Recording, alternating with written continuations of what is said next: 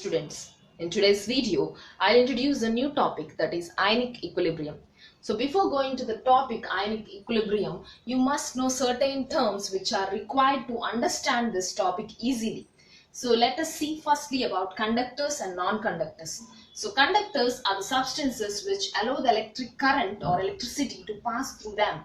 So what is the electricity or electric current? Electricity or electric current is nothing but flow of electrons. So the substances which allows the flow of electrons are called as conductors. So now conductors, best examples we can give all metals, acids, bases, and even you can give water as a best example, even human body as a best example for conductor. And coming to non-conductors, non-conductors are the substances which do not allow electricity to pass through them. That means they won't allow electrons to pass through them. Best example we can give rubber, paper or wood. The absence of electrons is responsible for the non-conducting property. So these are all best examples for non-conductors. So now let us see the conductors classification. So conductors are classified into two main types. Firstly, electronic conductors. Secondly, electrolytic conductors. So electronic conductors are the conductors which conduct electricity without undergoing any chemical change.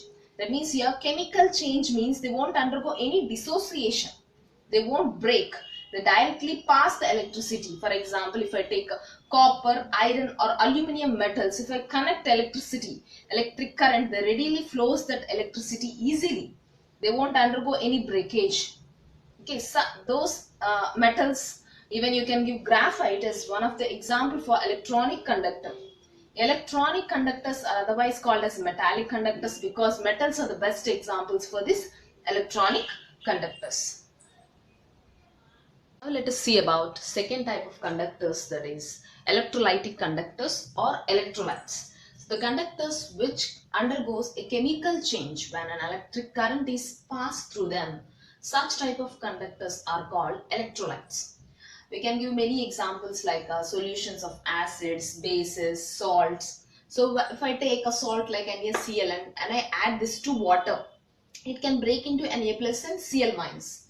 So if I keep two electrodes like cathode and anode, these ions move to the respective electrodes. The movement of ions produces helpful to the conduction of electricity. Because of the movement of ions, there is an electricity passing through them. Such type of substances or conductors are called electrolytes.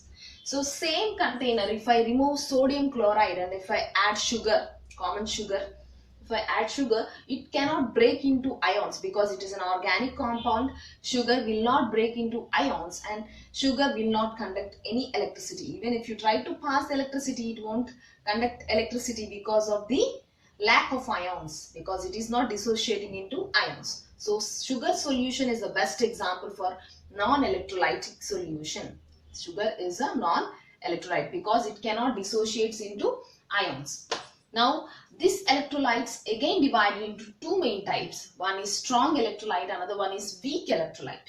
Strong electrolytes are the substances which dissociates almost completely into ions in their aqueous solution. So when we add to water, the strong electrolytes will completely break into 100% dissociation they will show. For example, NaCl, if I add into water, it breaks into Na plus Cl minus. Same way, if I add HCl to water, it can break into H plus and Cl minus. Even NaOH can break into Na plus and OH minus. So they'll show complete dissociation. Okay, 100% ionization they'll show. That substance are called as strong electrolytes. Coming to the weak electrolytes. The weak electrolytes are the substances which shows poor dissociation into ions in their aqueous solution. That means they'll not show complete dissociation. They'll show only partial dissociation. Best example I can give you, acetic acid and ammonium hydroxide. When you add to water, they'll show only 5% dissociation will be shown by this weak electrolyte like acetic acid. In order to understand about ionic equilibrium, we must know what is a chemical equilibrium. So you can consider A plus B gives rise to C plus D. That is a simple chemical reaction. This is a reversible reaction.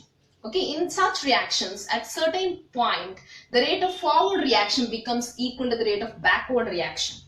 At this point, the concentration of reactants becomes equal to the concentration of products.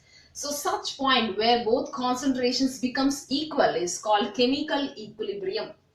Okay, so now equilibrium means both reactants concentration equals to the products concentration at certain conditions.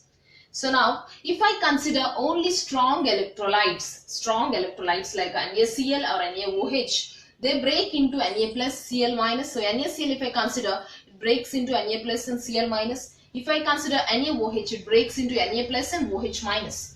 So you can see there is a possibility for only forward reaction. It is an irreversible reaction because they'll show 100% dissociation. Okay, but if I consider weak electrolyte, the weak electrolyte shows partial dissociation. Especially you can take here acetic acid, which shows only 5% dissociation. So it breaks into CH3COO minus and H plus. CH3COOH is breaking into CH3COO minus and H plus. There is a possibility for both forward reaction and backward reaction. So if I add acetic acid to this container, electrolytic solution, it breaks into CH3COO minus and H plus. Because of partial dissociation, there is an existence of undissociated molecule of acetic acid in this container. So at certain point, there is an equilibrium exists between this acetic acid and these ions. Okay, so now we can define this ionic equilibrium as the equilibrium exists between the undissociated molecule of weak electrolyte and ions present in the solution is called as ionic equilibrium. Ionic equilibrium is maximum possible in case of weak electrolyte, and some cases there is a possibility for strong electrolytes also. So this is completely about the basic definition about basic definitions and ionic equilibrium. Thank you so much for watching.